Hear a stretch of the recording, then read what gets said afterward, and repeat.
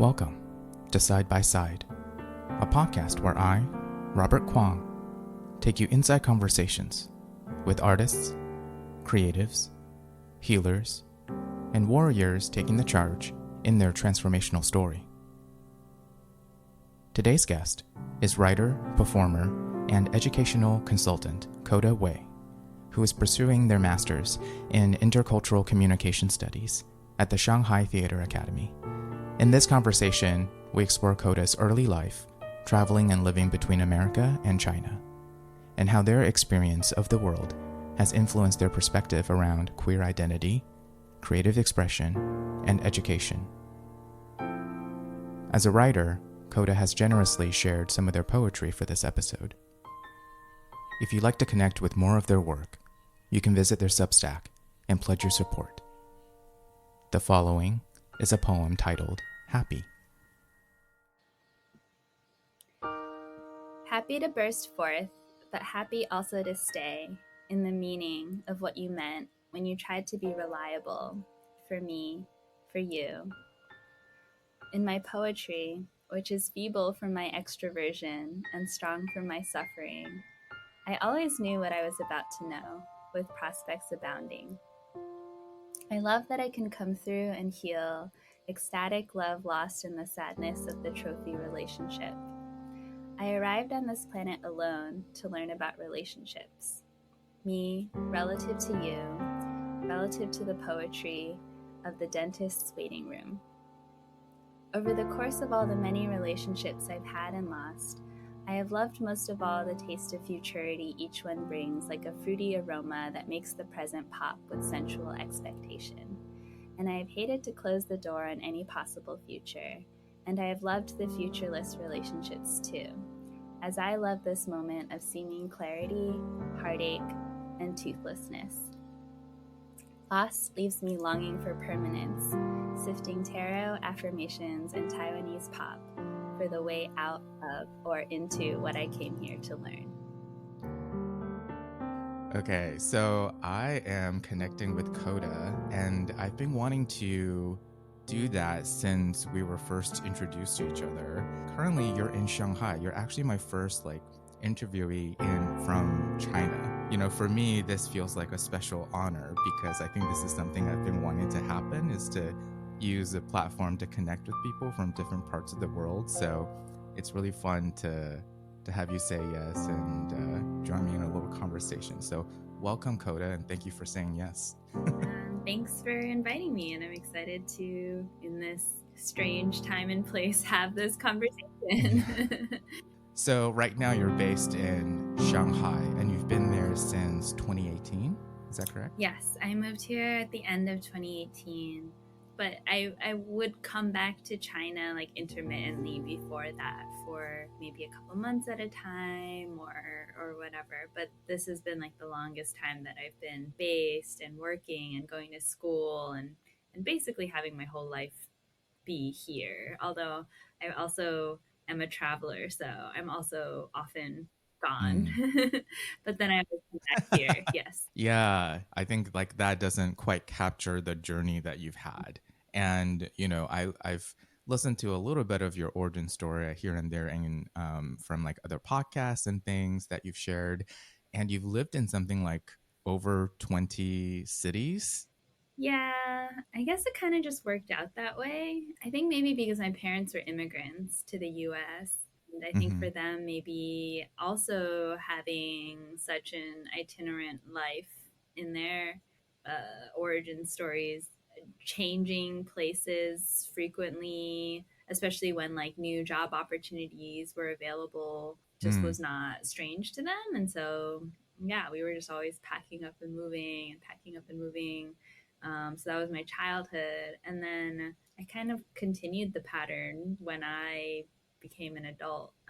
So Shanghai might be the longest place I have stayed, because I think the longest place I've ever stayed is about 5 years.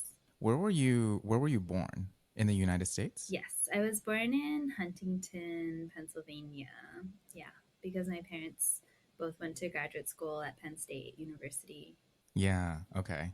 That's such a I don't know, you must have seen so much at such a young age. And I obviously it's had a huge impact on you. And it's something that you've taken up yourself as a kind of a way to explore and expand in your life. So, how would you describe your relationship to being an American and being Chinese?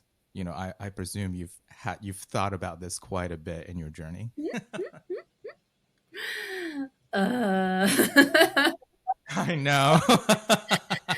I mean, it's difficult, right? Because I feel like I'm definitely very anti nationalist, anti patriotic for both Mm, countries. I mean, I don't know. I feel like America and China are just both such problematic entities in the world. And it's kind of like I can't even like say too much about China, I feel like. what was it? Do you remember like what kind of stories you were immersed in about China or America growing up then? Like what was sort of normalized for you? Maybe we can go there. Mhm. I feel like growing up, I think there was like more of a perception in the US that China was like very poor, yeah, Developing. Yeah. developing. But I feel like my perception of China was always shaped by the fact that I went there so frequently. Right. Right. So I forget if I said this in the other podcast that I sent you, but like the first time I went to China was when I was 8 months old Oh, wow. because because my grandpa came to the U.S. to visit my my mom and dad and was like unhappy with like how they were with like the whole situation because they were like broke struggling graduate students basically. So Sure. Sure. babies under the age of 2 can actually ride free on planes. I don't know if that's still true, but at the time it was true. So he basically just Hmm. took me back to China. But then 2 weeks later, the Tiananmen Square riots broke out. And then as a result, everyone was very concerned that the US and China might go to war, which was a really interesting Uh-huh. moment in history. And so they were I afraid didn't know that about I'd be that part. stuck in China. And so then they sent me Right. back just in case. And then, like, after things died down, like when I was like a year and a half old, they kind of sent me back to China again. And yeah, it was kind of just always this like option when they were, I think, straightening out their lives to kind of have me go be taken care of by grandma. So there's like this story about like my grandpa bringing me on the escalator and then like waving goodbye to my mom as like the elevator doors are closing and then me crying Hmm. as soon as the doors are closing. So then we have to like ride down and then ride back up and like say hi to my mom again and do this like several times until I stop, things like Yeah. that.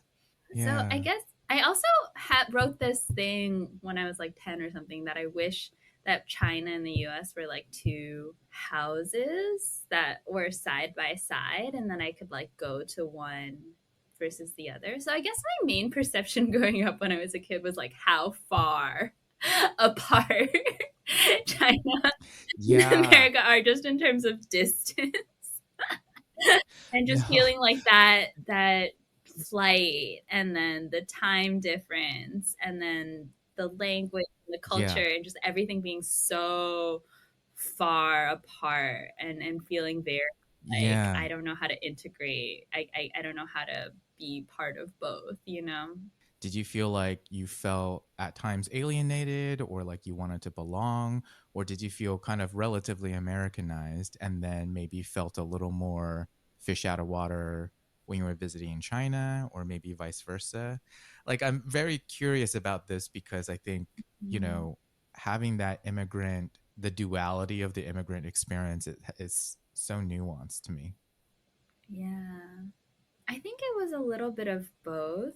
Um, I mean, when I went back to China, it was like I would be in this very contained space of just basically being with my grandma and like in this family setting, and then like I would just basically follow her around. Um, Yeah. and I kind of had this like much more privileged lifestyle when I was there, so I feel like that was a difference. Like I could go to the bakery and pick out whatever I wanted to eat. Right. Like I could Right. like tutors come to my house, and like there was always really good food. There were like IEs and things like that. And then in the US, I would be just like, yeah, I did kind of feel other, especially because like by like kindergarten, basically, I feel like Mm-hmm. we were always in these like mostly white suburbs. So I always felt very much like the out of place, like Asian person. And like it was like, I was able to like make friends, but I feel like I always felt very conscious of like having to assimilate kind of. Mm-hmm. Um, Mm-hmm. so that was like also an interesting experience growing up of like feeling like I had to like prove my Americanness or like prove my whiteness, that I wasn't like a weird immigrant or whatever, but I like was a real American or something like that. Yeah. Yeah. Oh my gosh. And that's the origin of so many immigrants' imposter syndrome, I feel like. It's like, am I doing it right? Yeah. It's like, oh, is this American or is this not American? And I certainly grew up with that. Even the ritual of picking the American name was to help me assimilate. Mhm. I remember before I came here, my mom was reading off like a list of American names. Like, before you come to America, you can't be known as Kuang anymore. So we got to give you another name. And she just read a bunch of what I heard at the time was just a bunch of noises because I didn't know English. And I guess Robert just resonated with me. But that is the journey that I know kind of people are familiar with, to when you're kind of having to start a new life somewhere else. Mhm. Um, so did you have that? Well, no, you grew up here, so you had like an English name and a Chinese name, and that was very normal. Yeah, that must Mhm. be. But Mhm. yeah, it's so different for different people. Do you remember any moments of like quote unquote culture shock when you were in China or America, either because of like you were familiar of one thing or maybe you had a different expectation? That moments when people are traveling a lot to different parts of the world. Culture shock. I can't think of anything that specific. I Yeah. guess like one thing that comes to mind is like eating fish with the fish bones in. That's just like not something that Americans do. It's so specific but so true because Chinese people eat a lot of fish. Yeah, I also feel like Chinese people are just really into eating everything with the bone in, and Yeah. yeah, I feel like it actually trains you to have like more, like I think the chopsticks, and then the fact that you learn from a young age to like chew things but spit out the bones just like kind of like makes you a lot more dexterous, Yeah. versus forks and just like eating things in a bite, and to this day, like I'm just really impressed with the way like Chinese people can just like take a bite of a really bony fish and like eat all the meat and then just like cleanly spit out all the bones. I still can't do it. I can't do it. And I'll be honest with you, like even I find even like just being able to eat rice at a quick pacing with chopsticks is impressive enough. Like I don't always love eating rice with chopsticks, which is like the most embarrassing thing to say as a Chinese person because I'm just like it's so slow. And in America, I would say maybe we eat a little bit faster for that reason. Right, you should eat slow. Eating slow is good for you. Eating slow is good, and I am such a fast eater. It's not great. You shouldn't learn from me about that. But like during all that time, were you always like from a young age writing, journaling, things like that, or were you always like a creative person? Because some of what you currently do now, for listeners, you are a consultant, a tutor, a teacher. Were you always kind of that type of person, creative person? Oh yeah, I definitely always journaled. Um, I also like sometimes wrote songs and poems and stuff even as a kid. And I also really like to paint and draw and play piano. I had piano lessons, and I really like to sing and dance. I've always had this affinity for like memorizing lyrics. Like I can hear a song a few times and just be able to sing it.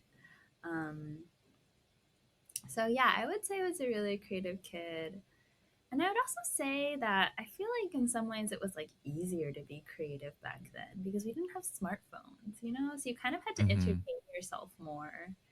One summer, maybe I was 10 or something, and I went to China and I only brought one Babysitter's Club book. And I couldn't read Chinese, and there was no like English language bookstore. And so all I could do was like watch Chinese TV and like journal, you know? So it was like the only option. Yeah, yeah, yeah, yeah. I remember when I was coming over to America, my mom was like, you need to start journaling. I think one reason was because she didn't want me to forget writing and reading skills, even though it did eventually like happen. But she was sort of like, we want to preserve that for as long as possible. Aw. Even though I was already like, I was leaving when I was in elementary school. So I think she kind of knew, but she was just like, let's try to preserve it as long as we can. But I found that habit to be really, really helpful just to see where I was at. I mean, now I can't even journal writing in Mandarin because my writing skills are so crappy. Like back then, was it all in English then? Yeah, it was all in English.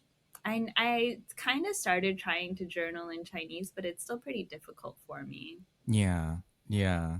I can type. It's really hard for me to write. Yeah, that's true. Typing is very different.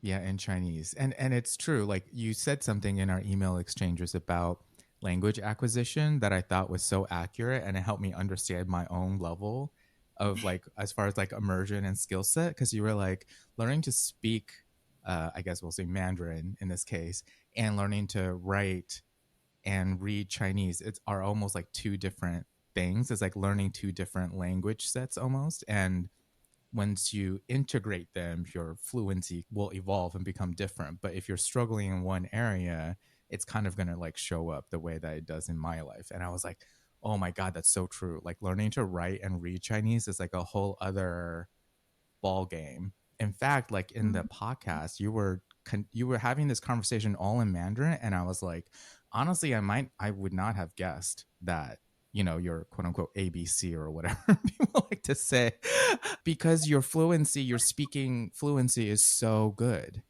I because you practice it every day. So I was just like so impressed with that. Like I don't think I could just your vocabulary. I was like, oh my God, you can express yourself in Mandarin in a way that evokes like a little bit of envy from me, I think. Because I want to be able to express myself completely freely in Mandarin, even though I know I can't. It's like always that desire for me.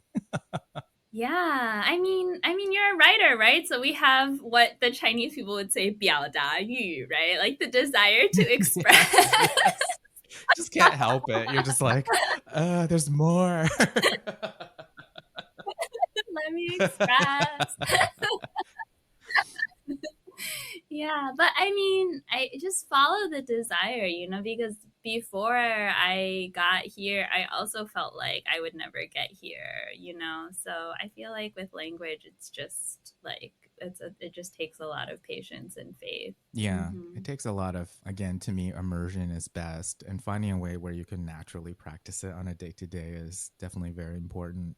Do you remember the kind of things, or like maybe even now that you've continued to, like the kind of themes you like exploring? Um, what did you like to write and kind of journal about? What did I like to write and journal about? I feel like I have like two journals open next to me right You're like, let me now. check. Yeah, I mean, I feel like I just always just do stream of consciousness, Oh, that's so and nice. I talk about like stuff that's recently happened and stuff that's going to happen. I also learned this manifestation trick that I sometimes practice where like before bed I write down like a list of things that I'm trying to Mm-hmm. manifest. Even if I don't exactly know how I'm going to get there, but I think that's kind of a cool thing. And I think I write Mm. poems. Yeah, I wrote a poem for our session tonight because you I know invited I me did. to maybe prepare some writing to Oh my share. So God. I was Make like, me sound like it's such a I'll write teacher. a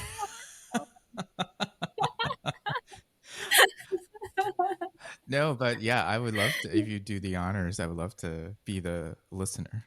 I still have not read any of your written work. That's okay. I don't think I have a ton just like out there. So that's okay. Meaning that's on purpose probably. Yeah, I used to have a ton. I used to like put stuff out really regularly, and then I just stopped. Yeah. I feel like I think the internet just started to feel like a lot less of a place that it was like, the internet's more permanent than print now, It's more public, it's more permanent, like it's I forever. know. Versus like you used to think print was forever, but actually print is just like very I'm ephemeral definitely now. going through a moment where I'm like probably overthinking the things that I put online, meaning like I'm a lot more being like, do I Mm, want this out there just because the times are so weird and tricky? So like I know I'm yeah. definitely having some of that of like things that I wouldn't blink twice about sharing online. Now I'm like, oh, you should like think about the consequences, like it's very different now. I mean, I guess it's good in some ways because I guess maybe as readers, we're not as inundated with stuff that Right. we wouldn't read. So it's maybe not everybody is collectively doing that, but then maybe like it's like maybe we do it too much I sometimes, know. right? No, like Tara and I were having a conversation about that. She's like, sometimes not everything needs to be shared online. Not everything needs to be a blog post. Like, we didn't need to hear that. It's so true. I know. The online culture is like always tricky to navigate in some ways for me. But yeah, Yeah. still always nice to hear some of what people are sharing and stuff. And yeah, like people's writing, it's always a pleasure. And then in like the podcast space, it feels a little bit less pressure because it's like, who's gonna listen to Yeah. all of Yeah, this I or rely whatever? on the fact I was like, you're gonna have to really give a crap if you need to splice like a clip from like an hour into a conversation. I just trust that like nobody has that energy and that like so I don't think we're worth the effort to be canceled, you know? Okay, so this one's called the new one is called Wifey Boy. In the never when the world was simple, a nighttime snack in your kissy hole, the flowness softened into a reliable generalized other. This was before attachment styles, before the taunting of a million judgments and rejections, redirected the softness flow, and the BB writer became a wifey boy. Juice poured immaterially into relationships. A cooked meal is a poem lost to history. A person is also a world made synergistic. My sustaining relationships loop me back into the world, which is also a person. A poem is a cooked meal looking for permanence, breathing energy through unlearned shame and guilt. Oh, I love the cooked meal metaphor as a Chinese person. Like Yeah, Chinese people are really about cooking. we're all Yeah, we like don't really eat everything stuff. can be resolved if everyone would just sit down for dinner. What was percolating in your mind, do you think? It's because I've been processing how much energy I put into all of my Mm. relationships and learning to kind of just validate that as like a way of being in the Yeah. world, because sometimes it feels very like strange or exhausting or confusing. Because I feel like we're taught by like mainstream society to put all of our energy into like work and then like the one relationship that's gonna like last and be permanent or whatever that is like your primary relationship. But then like as a polyamorous person Yeah. or I don't know what is the label like relationship Mm-hmm. anarchist or something I don't know. I feel like I've spent a lot of time like looking for community, and I feel like I also just put a lot of energy into relationships that aren't like the relationship or whatever. And I think I've been trying to just like make peace with that because it feels kind of like silly. Like there's like a Chinese phrase called lian ai nao, which is Mm-hmm. like dating brain or whatever, where it's like, yeah, like I spend a lot of my time like crushing on people, and I journal a lot about that too. So you're asking like about journal topics. But I feel like I'm trying to like evolve towards like an aromantic, more open-ended crush. And yeah, just been learning strategies to deal with like my attachment to the world, or like my ability to have all these different relationships. And so Yeah. then yeah. So then the other day in my journal, I wrote, I am the polyamorous universal wifey boy. Because thinking about like the universe as like my soulmate is like an interesting Mm-hmm. exercise. And then I wrote that to Tara, and then Tara was like, "Wifey boy should be the title of something." And so then I was like, "Okay, I'm going to write a poem." It's kind of like the evolution of the fuck The boy, you know? evolution, the wifey boy. The wifey boy. I love it. Tara's really good with like finding definitely interesting and will for definitely like grab editors' attentions, like titles that will like at least be attention grabbing. And for context, Tara Edwards, my friend, Coda and Tara met through this online writing workshop that I've been co-facilitating, and it's been such a wonderful joy for me too. And no pressure, but it's been great having you there, and I hope it's been generative for you. I love that poem, and thank you for sharing it. Your writing definitely explores identity, and that's something you and I have talked about as queer people. How did you navigate your own like journey of self-discovery around your identity, and also like continue to navigate that kind of in different places in different cultures? Was that difficult at all? Yeah, I think my identity is very Mm-hmm. fluid. And so, what's been interesting is that I feel like whenever I travel to a new place, it's this opportunity to just kind of like release a lot of like what congealed into my quote unquote identity, and kind of like reinvent, and that's definitely like a privilege of traveling and starting over and things like that. But then it's interesting the things that feel like they stick, or like the ways in which I then have to make choices that I feel like maybe other people wouldn't feel like they have to make, Mm. you know, because it's like I spent about 5 years living in Philly, and I was around a lot of like queer trans people Mm-hmm. there, and like almost everybody was very like um, just not gender conforming and having weird pronouns and chosen Yeah. names and things like Uh-huh. that.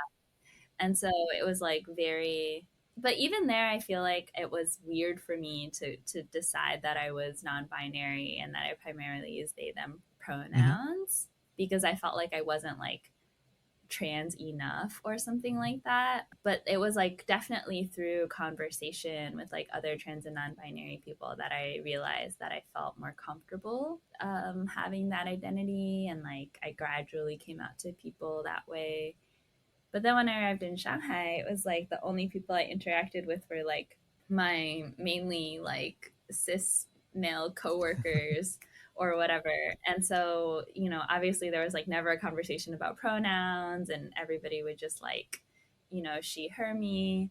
And so I was like, well, maybe it's not that important. So I kind of just tried to like live in the closet about it for a while, I guess, basically. And like, I was like, yeah, I kind of like questioned a lot, but then, and even in the queer community Yeah. here, it was kind of like just like a very different vibe. Like, I found myself like befriending like a lot of like cis lesbians who also were not great about my pronouns, even though I tried, at least with like queer people, to assert that, you know, I was non binary. And I think it's also different now. Like I see more trans people in Shanghai, or maybe yeah, I don't know. It might just also be people exist in different pockets, and it's just such a big city, you know. I presume pronouns would not be like a big deal or like as big of an issue just because of the way the language works, right? Because Yeah. you wouldn't hear Hmm. a miss being, misgendered in conversation necessarily. Yeah. Well, I mean, one thing is that like a lot of foreigners here, and me included, like you kind of exist in an English language bubble. Like at least when I first got Yeah. here, like I had to very proactively try to befriend Chinese speaking people. And I remember like being very frustrated. I was like, I'm in China, I'm Yeah. Chinese, I can speak Chinese, but it's not that good, but it could get better, and it won't get better unless I like befriend more people who speak Chinese. But it was really hard because a lot of people they don't, you know, and then it makes the world kind of bifurcated. So then if you're like in the English speaking world, it's like much harder to find people who speak Yeah. Chinese, Right, right, right. um, just because of how the networks are formed. But yeah, so there was like the English speaking problem, and then I think also this thing about being like, you know, an expat or foreigner immigrant or whatever is that you kind of are just like you're thrown in with like a bunch of people, and you know you're kind of all there because you speak the same language in a place that doesn't speak that Yeah. language, and you're just like end up interacting with like lots of different people that you might not interact with, because I feel like in the US, especially like queer trans people, I feel like we very intentionally like gravitate towards each Yeah. other and don't interact that much with other people, and then we live in this bubble where it's like we agree to these norms or Yeah, whatever. yeah, definitely. So positive and negative things. Like I feel like it is really cool that I can know people from like so many different countries, and you know it I feel like it has changed me a lot to kind of be like, oh okay, but then yeah, you do get that feeling of like I would never even probably talk to you except I'm so shady. Yeah. Listen, we all have some colleagues and coworkers like that. No, I think that's Yeah. relatively normal. But no, I know what you're saying, and that how complicated it is to negotiate when an issue is a priority and when maybe it's like less intentional. And I have found myself, especially with like language, culture, things like identity. I've had to learn to be able to hold more complicated conversations because there's so many like the context can be so different depending on where you are, especially with things like pronouns, that at least just being able to have conversations around it, I guess is a good start. And hopefully we can Mhm. continue to broaden it. I was definitely curious about what differences or similarities there were between like queer culture in China versus here, because I don't have that firsthand experience. And Mhm. it's interesting to Mhm. see what's considered like like the queer trans culture here or whatever versus in China. I think those are fascinating Mhm. stuff because, like you say, it's very different. I'm sure it is. Well, and you've also used the word expat, and I know that you have some issues with the word expat, and I totally understand that. I think it's interesting to discuss things like that. So, could you elaborate about why the word expat kind of doesn't always sit right with you? Yeah, I mean, after I did my little rant, I thought about it more and I was like, it's probably not that big of a Oh, deal. come on. But some people don't like that word. That's like a real discourse. But it's like, Yeah, I mean, yeah, I think it's just interesting how, like, yeah, certain people get labeled expats and then certain people get labeled other things. yeah. And so then it's just like, well, why does expat even exist as a term? Because like to me, I was like, that's the same that you mean immigrant, right? But then some people are called Right. immigrant, other people are called expat. It seems like based on like their citizenship of origin and the country they're going to almost, I've always thought about that because I was like, that's just you're an immigrant, you're going through the immigration process. I thought, but I do feel like there's a cultural difference or like association with the terms that are different, right? When you're an immigrant versus an expat. And I do think there is a distinction a little bit in how you're like seen, perhaps. Or do you feel that way? I guess so. Yeah, I guess I just feel like the term expat must have been invented in like a kind of, Euro American centric Yeah, way to just be like, we're not like the other. Because like expat feels like the newer term, right, like I feel like immigrant is a much older right. term. Why did we ever need the word expat, unless it was to like distinguish yourself from like the other immigrants or like the other Yeah, migrants. yeah. I do think there's a little bit of, and I'm sure there's like historical research to dive into, but like it definitely feels like it's trying to be a different like immigrant class kind of thing, you know? And but yeah, I've definitely heard some people take issue with that word or are uncomfortable with it because of all of this context. And it's a little bit out of the left field from that conversation. But I have something that I saw that was like, I think it was written by you. And this is what it is in Mandarin. 世界是森林，写作是在森林里开合。This was not written by me, actually, but it was written by my friend Wendy about About me. you. Okay, Yes. okay. So the world. Oh my God. Speaking of terms, I just have to interrupt you really quickly. Okay, but first translate Well, it. okay, Yeah. so real quickly, what I just said is the world is a forest and writing is like creating a river in the forest. And that was a heading to describe a little profile for Coda. Okay. So this is the kind of paint the picture of the world of Coda. So what were you going to say? Because I was going to ask you about this phrasing. Yeah. I feel like I just think too much about things. I feel like maybe this is a way in which I'm deeply American. Is like the way that I get really hung up on like certain things. And so the original phrasing was the world is a Okay. jungle and writing is a way to open a river. And then I had to have this conversation with Wendy where I was like, I don't feel comfortable with the term jungle because like that's not part of my like cultural Oh, identity.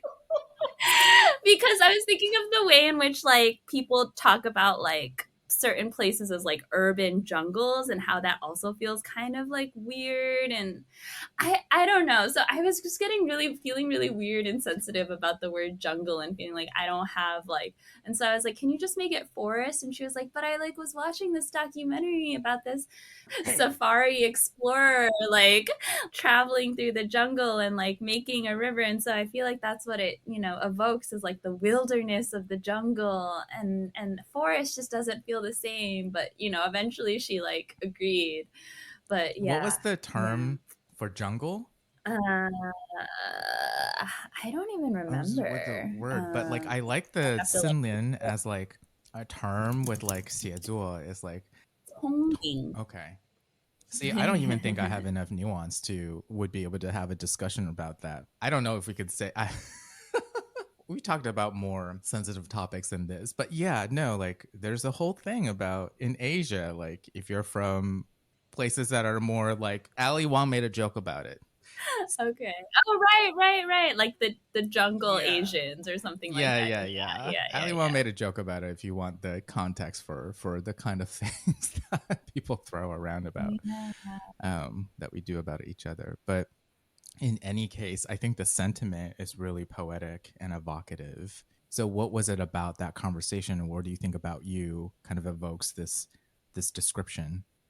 I feel like I spent a lot of time being lost because I think I had a level of options available to me that most people don't consider, even if they are available to them, of like what location is a good Mm-hmm. base or like Mm-hmm. what is like so many different things, so many axes of choice and Yeah. decision and always feeling like yeah, not knowing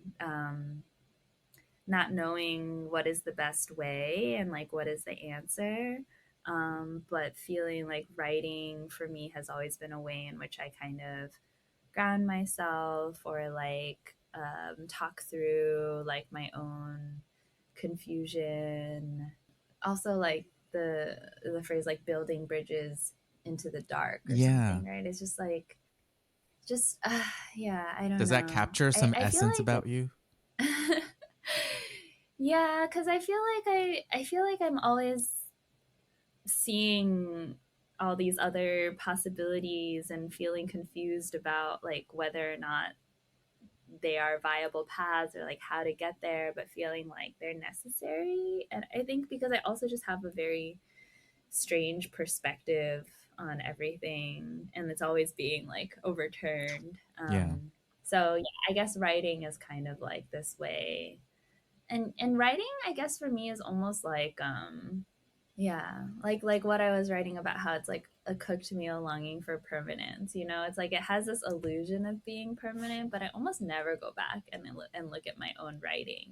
It's quite a challenge for me. Like I feel like I should more, and I used to. I think when I was a kid, more I would like read through my journals more, Yeah. but Yeah. Same. um, it's almost like it's almost just like a meditation practice is to like write and get everything down on the page, kind of like the morning pages in the artist's way. But I never made it to the week where you're supposed to go back and look at all your writing because I have not undertaken the artist way yet. I feel like I'm just gonna disappoint myself so fast, like just like not follow anything. But I do relate to your relationship to. First of all, I think there's something about that metaphor, as far as like describing you that really resonated with me because it's using something. It's like writing allows you to tap into something that's very much alive, like a forest, right?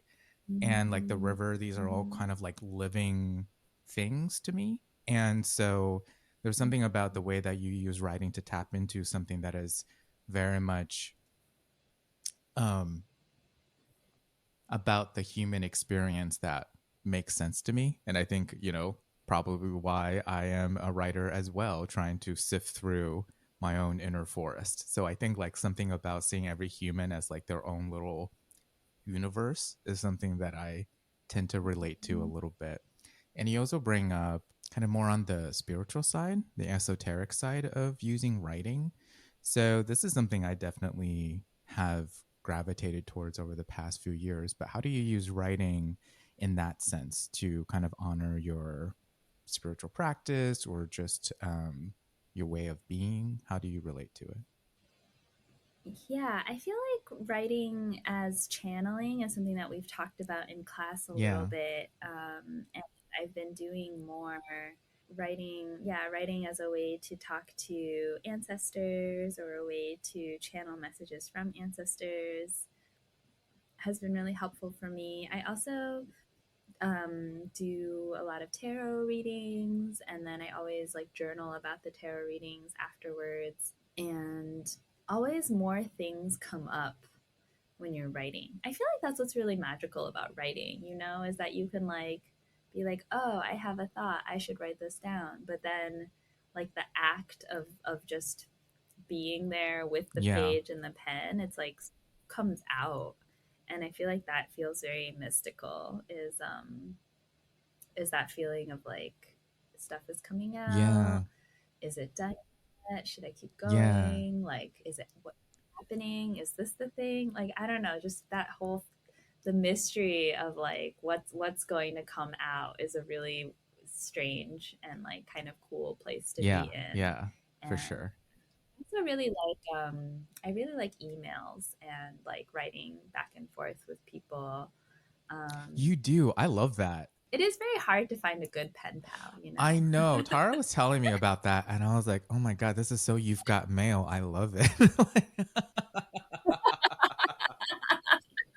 I was like, "This is so 1999. It's so sweet." Oh yeah, you've got mail. I haven't seen that movie since probably when it came out. I should revisit it. I actually like that movie probably because it like was a movie, one of the first movies I saw that to me makes me think of New York. You know what I mean? So it's like one of those movies that takes place in New York City that I think of. There's something very intuitive about the writing process, I guess is what I hear in the way you share. That's like endlessly interesting, and it's like kind of through your own agency and autonomy because you have to commit to it in some ways. You have to be there and show up, but then in another weird way, you have to like surrender. And I often found Mhm. that contradiction, I guess, to be really, really fascinating. And it kind of comes up as like, for me, spiritual practice is often having me look at like contradictions or paradoxes and like figuring out where I stand about that. So anyway, yeah, the kind of intuitive writing, or I think I've heard some people call it like stream of consciousness writing, is something I'm a big proponent of, because I think it's like you can do that without hopefully like overtaxing yourself mentally, which I tend to do and overthink. I do want to say about the intuitive and Yeah. like getting in. I feel like it's kind of like that flow state of writing, right? Is I feel like that's kind of like the goal of my writing classes, which is kind of like, I don't know. I feel like it doesn't always satisfy students who like they come to like learn writing and they feel like there's like some formula or like method. Like I teach them a little bit about that, but actually for my classes, like we spend a lot of time playing like the free association game, you know, where it's like I say a word and you say the first word that makes you think of, or like we do like kind of like the exquisite corpse thing, but it's like you write for 3 minutes and then you fold over the page and you pass it and then you write for 3 minutes based on that. And when it's like a good class or like a good Yeah. student, it actually is so generative and interesting. And I feel like it's actually what you said is the goal is to try to get them to just realize that they already know how to write, you know, kind of like how dancers are like, you know, anybody can dance. Like dancing is just, you know, intuitive, you know, but then people overthink it and they think they have to like memorize choreographies to like be a good Right, dancer or something like right. that. Yeah. No, Yeah. it's so true. I've had to like teach myself that, despite like having a master's in writing or whatever. It's like after that I felt like I was like I have to like unlearn this or something, or like at least be able to like find a new way to kind of get my creative engine going. But that's also what makes creative expression endlessly fascinating to me. It's just like, oh my god, it's like bottomless. There's always more to discover or to be curious about. And I think that somehow is something that keeps me looking forward to the future a little bit, maybe. Yeah, I think unlearning is part of the learning, right? It's like that is a separate process. It's not just like you were like, you know, completely misled or misguided and now you're getting on the right path. Like that was also a part of it, you know? Yeah, you have to Yeah. learn the rules to break them a little bit. I do think a little bit like that. And it does make me think about, I want to make some space for at least have a little bit of conversation before we go around education, because we both care about that. So, in your work, Mhm. tutoring, teaching, working with students and kids, what has your experience taught you, or how has it influenced the way you think about learning and education? Yeah, I feel like this is a really Yeah. big topic and it's also very cultural, right? Because it's a very culturally specific thing that Yeah. Asians, Chinese people are like very invested in education, you know. There was this joke about how like rich moms elsewhere get together and talk about like I don't even know like luxury brands or whatever, but like rich Chinese moms here they get together and like their topic of conversation is like education. It's Really? like which are the good teachers, which are the Ah, good programs, because there's so much knowledge actually that you have to know like what summer program should we be applying to, what extracurriculars should we be doing, what coaches, what programs, what activities, what consultants. So they get together and they kind of trade that information, but I just feel like so much of it is motivated by this like underlying anxiety, and I guess for me it's just kind of like but for what, you know? um, yeah, anxiety so from the parents, you it, mean? yeah, anxiety from the parents, but then it gets translated to like the kids too because of the environment and things like that. And yeah, it's kind of, I guess it's kind of paradoxical. It's this is again kind of like at the edge of like what I can talk Hmm. about because I feel like in some ways like yeah, like I said, like I'm paid to produce value in this system of anxiety, you know, but I just feel like the truth is that like there is not really that much difference between like the 15th in terms of the quality of your Yeah. education, at least between like the 16th ranked school and the 20th ranked school, or even the 25th, because it's ultimately what you make of your experience, you Right. know. But I feel like people are so name conscious, and they're so I don't know what it is. It's just like this the systems of competitiveness in play and comparison, and Yeah. even like the take like SAT boot camps because they feel like they need like a slightly better SAT score because, you know, like I don't know. I feel like it's also like in some ways like misinformation about how important test scores are because they're not actually that important. But Yeah, try telling parents that. yes. No, I know what you mean. It's competitive in a way that reminds me of like hunting for houses or something. There's that kind of like treating education as a commercial product. Does that resonate with you? Yeah. It feels like they're looking for a particular result, right? And I have been able to like deliver some of these results. Like I got like I shouldn't say I got I facilitated like my student Yeah. like, you know, um like applying to all these different writing contests, and we like worked on this piece for so long, and then eventually like they were able to get into like the Iowa Young Writers camp or like win like Scholastic Awards or like things like that. Yeah. And yeah, I think there's value kind of in that process, I would say, because it does feel a little bit strange to teach writing in a vacuum, you know, like it is helpful, like I do appreciate like the New York Times writing contests and stuff like that, even though like the New York Times itself is, you know, whatever. But like they create like these like little deadlines throughout the year, and they give little assignments like a 450 word open letter, or like a little write a little how to, or things like that, and then it's like gives the student a bit of a structure Yeah. and a bit of a goal.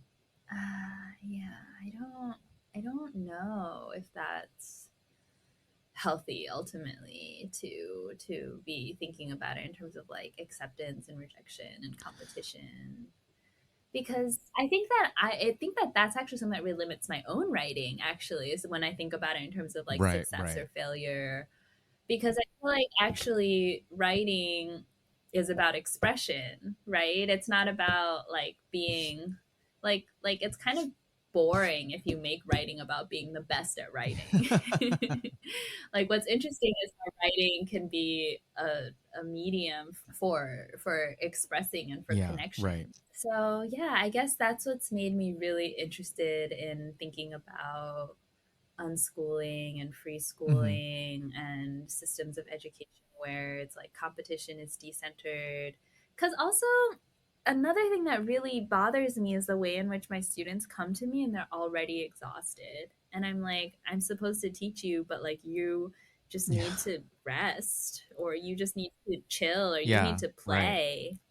And it just very unnatural that I'm here making them do like SAT problems or whatever, but they actually need to chill, you know? And Hmm. so, like thinking about like ways in which I just feel like there must be another way. And then I was doing research and reading about how like people who unschool, like they're not given bedtimes, they're not given like strict Hmm. assignments, but they will actually like read a lot more than people who go through traditional education systems, because Mm, nobody's forcing them mm. to read. Like they just read because they want to learn about the things that they're Right, interested in. right, right. And actually, they apparently tend to do better in like the workplace than people who are like, you know, go Yeah. through the system. So I think I just need to like do more research and then like translate that. But I don't know. I also feel like I'd have to work through a lot of like fear and like I was thinking about like that act of like, you know, like give your child over to me, you know, like that is such a big thing. Like, even doing it for like an hour and a half a week is already like quite big, but then being like come to this school where we will, mold them into something or whatever, and like take this leap of faith that like doing it Yeah, this other way. But I feel like there must be many other people who think similarly to me. So I feel like the more that I write and talk about it, like the more that I will attract similar thinkers, and we can like come up with the best way to do it yeah, together, like yeah, I feel like it could be like a collective decision making process, so it doesn't have to be like I know exactly the right formula sure. or anything Well, but I beforehand. do think like your Mm-hmm. experience can add so much depth to that conversation for sure. Yeah, you're right. Like no one has to do it alone. And I've spoken with some people who are talking about education for someone who's like neurotypical versus neurodivergent, right? Like you mentioned that. And up until a few years ago, I've never really thought about things in that way of like, how did those things impact a person's learning journey and things like that? Or spending focused time on just one subject, like hyper focus versus spreading out different subjects throughout a day. Even conversations Mm-hmm. around like educating someone based on like their strengths, or like educating someone based on like improving their areas of weakness, right? Like what do you spend your time on prioritizing? And I was like, yeah, I can definitely see how there's not maybe one set of answers, but I do think it's good to keep asking what's important for the kids, what will really help the kids with their professional development and placement later in life, like what will actually help them tackle the complicated decisions that they have to make. I think those are asking the right questions, which is like, what do they need? Is this really helping prepare them? And I do think that's a really important question to ask for educators. Mm-hmm. So thank you for doing all of the work that you do. Thank you for being curious and asking me all these questions. Yeah, I'm also definitely curious to hear your thoughts on education at some point too, because yeah, I want to have more conversations about it. Yeah, I think from my experience facilitating and speaking and connecting with people, there's definitely like you see and hear a lot of stories. And yeah, I don't always know what to do with that next. And I'm a big thinker, dreamer type too. So sometimes it's good to like figure out how to make it more tangible and bring it down to earth. So anything else that you want to say about creativity or cross cultural communication as a Mm. send off? Creativity, cross culture communication, Or anything. anything. At some point, I feel like I would really like to write about like how different it is to try to be polyamorous in China with Chinese people versus how it was in the US, just because of like the culture of Chinese people and how they relate to relationships. Yeah. Is it taboo like It's a equally lot so? more taboo for sure. Like a lot of people are just like, I could never in this way Uh-huh. that's like very different because in a way But I feel people like cheat all the polyamory kind of time. makes more sense. Oh yeah, definitely. But in a way I feel like polyamory makes more sense in like the Western dating culture because it's kind of like there's like a very slow, like people are very slow to define things, and people definitely like keep things Oh, open ended for like much longer. But yeah. in China, it's like if you are dating, like then you're already like on track. Like you're dating, versus like I feel like in the US it's like everything is just like we're hanging out or like we're, whatever. But in China, it's like if you can't see yourself potentially marrying them, why even start? I feel Right. like there's a lot of that. Yeah, Yeah. it's like don't waste my time kind of Yeah. Yeah. thing. For sure. But then I feel like as a result, then if you are polyamorous, then you're a lot more intentional about that too, because you're like, no, I'm doing this thing. Oh, It's interesting. very interesting, yeah. But it's also just like always unfolding and like developing and being different. So I feel like if I said something about it now, it would be different in like 3 months or whatever. But at some point, I would like to talk more about that. And one of my partners actually like frequently gives talks on polyamory to like the Chinese like queer community. Like they're like that's like their like thing now. I think they've given like 3 or 4 in like the past year, and they also are like part of all these reading groups and stuff. It's like very cute. It's like very much like an identity, you know. Yeah, it's so cute. I would love to know. Yeah, I'm a big believer in planting seeds. You know, you don't have to act on them right away. You don't have to water, enjoy the fruits of your labor right away. But that's definitely a very interesting topic of like, what's Chinese American polyamory? Oh my goodness. You know. In a way, it's true. I feel like in a way, like I get to be like, this is how I want to do it. But I never got to do it this way when I was in the US, because Right. I wasn't like the one in charge of like defining what it was. But now I get to kind of define it and be like, but then like, people are like into it and they're like, yeah, let's do it that way. Like I have this like list of check-in questions and stuff like that, and we like go through them, and people are very like, oh, it's really cute. Well, I like the idea of like sharing different perspectives on a subject. It can be really cute if you explore this. Sure.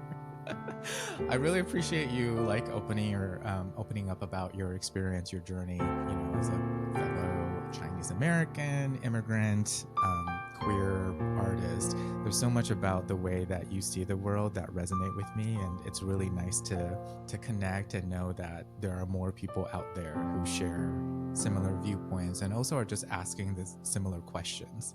Maybe we don't have all the answers. Yeah, I'm sure there will be many more future conversations, but thank you for being willing to deep dive like this, in like a long form conversation. I really appreciate it, and your insights and your thoughts are so interesting. Thank you for talking to me. It was cool to have a long conversation with you.